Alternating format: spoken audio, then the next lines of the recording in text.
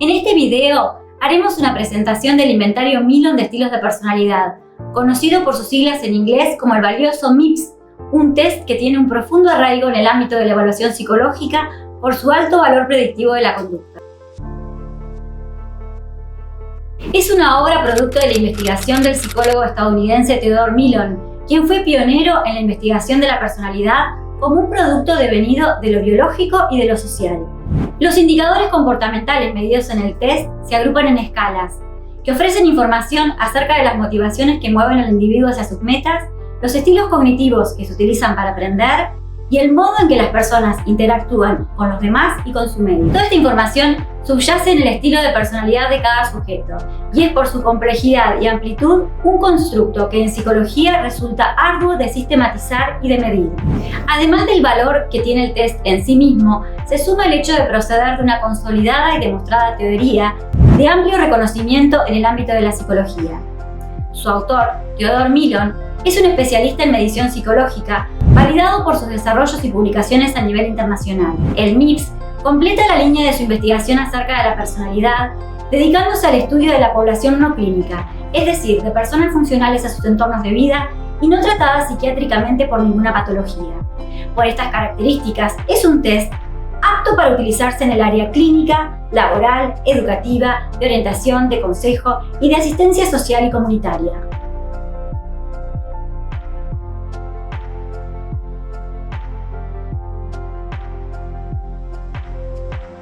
Consta de un manual y una serie de planillas, los protocolos o cuadernillos de administración, las hojas de respuesta, 7 transparencias con las claves de corrección manual y las instrucciones para el cálculo manual. Pero además de la administración manual que se ejecuta en papel, existe una versión online que simplifica mucho al profesional la administración y la puntuación de la prueba, eliminando también los errores de medición devenidos del traspaso de respuestas y de la obtención manual de los puntajes.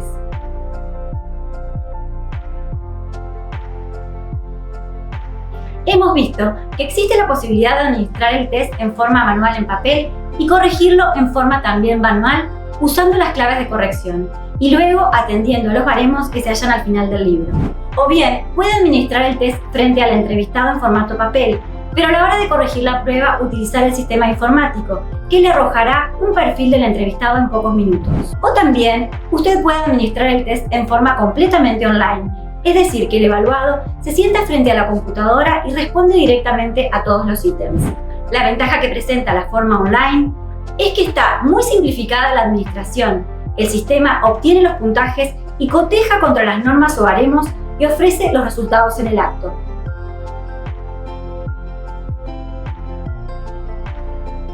Es un cuestionario compuesto por 180 ítems, respecto de los cuales el sujeto debe determinar si le son aplicables en modalidad de respuesta verdadero o falso. Su objetivo es medir la personalidad de individuos adultos que funcionan normalmente y cuya edad está comprendida entre los 18 y los 65 años o más. La mayoría de los ítems se requiere un nivel de educación correspondiente al primer año de escuela secundaria. La mayoría de las personas emplean 30 minutos o menos en responder todo el cuestionario.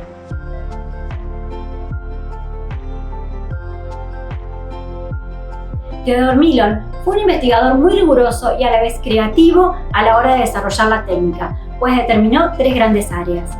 En primer lugar, las llamó metas motivacionales, en segundo lugar, modos cognitivos y en tercer lugar, conductas interpersonales.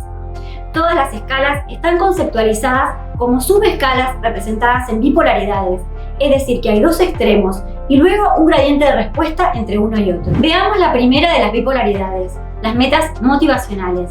Se trata de aquellas relacionadas con los afanes y los propósitos que incitan y guían a los seres humanos. El primer par se compone de apertura y preservación, donde la apertura está relacionada con la meta de mejorar la propia vida o reforzar la propia capacidad de supervivencia, y la preservación, más ligada a la emoción, refleja la necesidad de protegerse contra acontecimientos que se perciben como amenazantes para la supervivencia. El segundo par de subescalas se compone de la modificación y la acomodación, donde modificación representa la tendencia a alterar de modo activo y enérgico las condiciones de la propia vida, y en el otro polo, la acomodación, representa la inclinación a aceptar pasivamente, en actitud neutral y no reactiva, las circunstancias de la propia vida tal como están dadas. El siguiente par de subescalas se compone de individualismo y protección, donde individualismo registra el grado en que el sujeto antepone la realización de su propio potencial al potencial de los demás. En tanto, protección mide la disposición opuesta, es decir, la disposición a anteponer las propias necesidades y oportunidades a las de los demás o del entorno. Pasemos al segundo grupo de escalas, los modos cognitivos, que se relacionan con la obra de Carl Jung. Lo que estudiamos aquí son los estilos de cognición, es decir, qué tienen en cuenta las personas al experimentar y aprender sobre la vida y luego qué hacen habitualmente para lograr que ese conocimiento resulte significativo y útil para ellas. Hay 4 bipolaridades en esta escala. La primera de ellas, extraversión-intraversión, donde extraversión muestra la disposición a mirar hacia afuera, hacia lo que es externo a uno mismo, en busca de información, inspiración y guía. En tanto, la introversión muestra la disposición a volverse hacia adentro, hacia el interior de uno mismo, en busca de inspiración y guía. El siguiente par de bipolaridades es la sensación y la intuición, donde sensación reúne la predilección por las experiencias de observación directa de la naturaleza tangible, material y concreta, e intuición se orienta hacia las inferencias relativas a fenómenos intangibles, ambiguos, simbólicos y abstractos. El siguiente par de bipolaridades es la reflexión y la afectividad. Las personas que privilegian el uso del intelecto, la lógica y la razón se hallan en el polo de la reflexión, en tanto las que dependen de la empatía afectiva, los valores personales, los sentimientos y la subjetividad puntúan alto en el polo afectividad. El siguiente par de subescalas es la sistematización y la innovación. La escala sistematización refleja la tendencia a hacer concordar la nueva información con los conocimientos preconcebidos. Se trata de personas que tienen esquemas rígidos por la tradición, estandarizados y estructurados de manera convencional. En tanto, quienes puntúan alto en la escala innovación reflejan la inclinación opuesta, es decir, la inclinación a evitar los preceptos cognitivos, a tomar distancia respecto de lo que ya se conoce y a generar ideas novedosas de un modo informal, libre de prejuicios, espontáneo, individualista y a menudo muy imaginativo. Llegamos ahora al tercer grupo de subescalas, las vinculadas con las conductas interpersonales. Estas escalas aluden a los modos interpersonales de vincularse, las preferencias de los individuos en cuanto a la manera de interactuar con los demás y con su entorno. El primer par de subescalas se compone de retraimiento y comunicatividad. Como su nombre lo indica, el polo retraimiento en un puntaje elevado sugiere que el sujeto se relaciona con los demás de modo socialmente distante, desligado, carente de afectividad, caracterizado por la frialdad y la indiferencia. En el otro polo, la comunicatividad da un puntaje elevado indicando que un sujeto busca ser locuaz y activo al vincularse. El siguiente par de subescalas es la vacilación y la firmeza. En este par se puntúa alto en vacilación cuando hay tendencia a temer, a no confiar en la propia valía, a sentirse inseguro y a evitar los contactos sociales. En oposición, la confianza en sí mismo, el autodominio, la energía y la resolución se ubican en el polo de la firmeza. Otro par de subescalas se compone de la discrepancia y el conformismo. En el primer polo se agrupan las personas renuentes a aceptar las normas públicas, las costumbres culturales y las reglas organizacionales, y que se manejan con pautas propias. En conformismo puntúan alto las personas que se sienten atadas a la tradición, respetuosas de la autoridad, concienzudas y socialmente sumisas y responsables. El siguiente par de subescalas se compone del sometimiento y el control. En sometimiento puntúan alto las personas que son modestas y tienden a rebajarse ante los demás y son inseguras. En control, las que son dominantes, ambiciosas y voluntariosas. El último par de subescalas se compone de la insatisfacción y la concordancia. La insatisfacción refiere a un negativismo general, la tendencia a sentirse disconforme consigo mismo y con los demás, a ver con disgusto el status quo, a ser resentido y oposicionista. La concordancia refleja una tendencia a cooperar y participar, incluso ser complaciente con los demás. Así, con estas 3 áreas, metas motivacionales, modos cognitivos y conductas interpersonales, la técnica cubre, o podríamos decir que arma como un movimiento de pinza, para captar aspectos que son difíciles de aprender, como los que componen el constructo de personalidad. Para ver en detalle en qué consiste cada escala, sugiero que los usuarios revisen el manual del MIPS en el capítulo 2, pues allí están bien descritas y fundamentadas cada una de las escalas que aquí mencionamos sucintamente. Esta es una inquietud que siempre existe en los cuestionarios, por eso es importante que un test contenga indicadores de validez, y el MIPS los tiene. A veces el sujeto quiere dar una imagen positiva, por ejemplo en el ámbito laboral, o bien exagerar los síntomas de modo negativo, como puede darse en el área forense.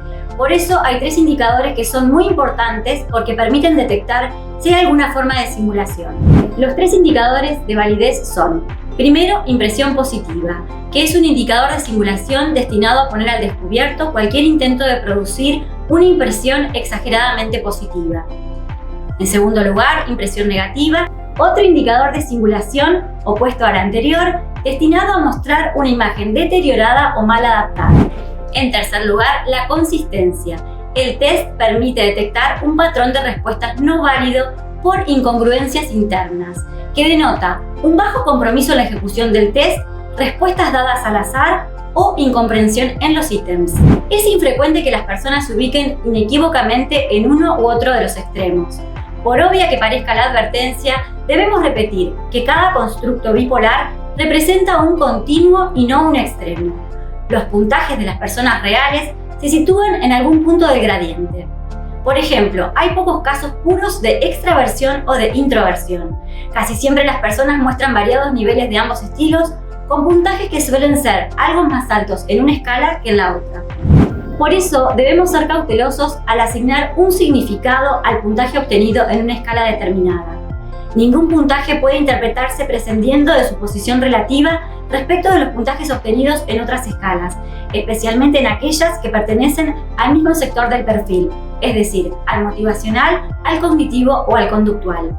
Entonces, para cerrar con nuestra presentación, lo que debe verse en el resultado de una evaluación no es un puñado de rasgos inmutables, sino un conjunto de disposiciones en interacción dinámica que al combinarse dan origen a las diversas configuraciones denominadas como estilo de personalidad. En todos los estilos de personalidad hay aspectos positivos y negativos. Cada estilo representa patrones adaptativos que son muy adecuados para algunos ambientes y situaciones y menos adecuados para otros. Por ello, concluimos en que ningún rasgo de personalidad es en sí bueno o malo, sino que hay respuestas más adaptativas y otras menos funcionales a un determinado ambiente social, biológico y afectivo.